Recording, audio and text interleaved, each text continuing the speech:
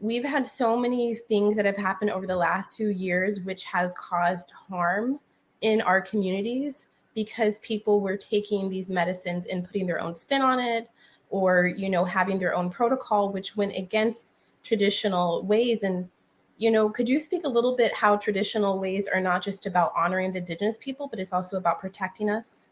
Yes, absolutely. I feel very passionate about this topic in particular, and yeah, sometimes sit in between worlds with this. I feel because I've been a bridge for people, Westerners, people from all over the world, really, that are going down to Peru, and then also being in very close contact and relation with my teachers. So being within the tradition, and so with that is there's so many cross-cultural things that are happening, and yeah, honestly, I feel like that evolution has been in motion for a very long time, and there's so many different traditions that are connected to this medicine.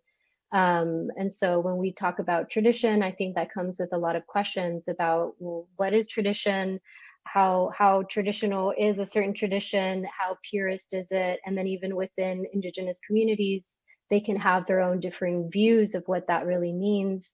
In my experience, you know, having different teachers that come from different lineages, there's so much information that I get where there's one tradition who does things this way that say you shouldn't do it this way, and then another one says that way, and that, you know, there's just so many approaches and so many ways that even, you know, the traditional people and the most purists that I know are also changing and evolving, and also in communication and exchanging a lot of information.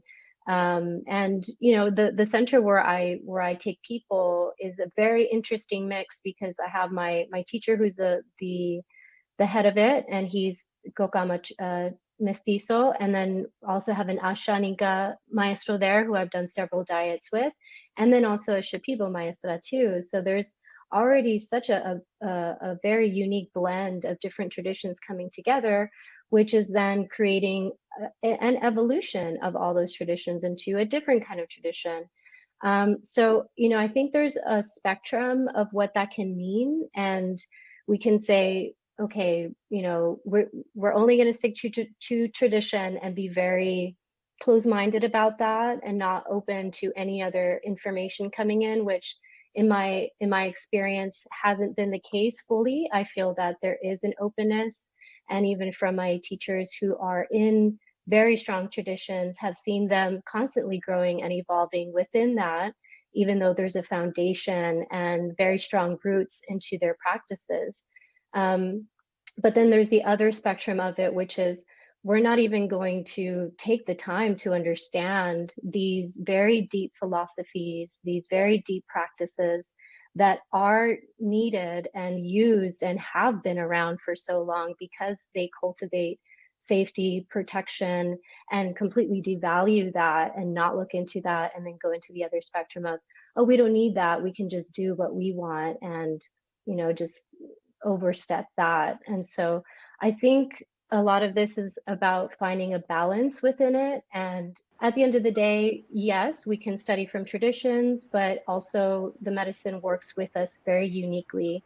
Um, just how I made an example of my maestra, you know, she's from a certain tradition, but she's also developed her own unique frequency, her own unique icaros that only have come to her. And so with that is sort of what I see a lot in my teachers, is that way of, yes, there's a tradition, and then there's the evolution that the medicine works through each of us in our own unique channel. And so, but having that foundation there is so key and important. And unfortunately, I've experienced and have heard of so many harmful containers, harmful settings for ceremonies to happen. And, you know, usually, but also not exclusively, is coming from people who have not gone through the proper training and studies.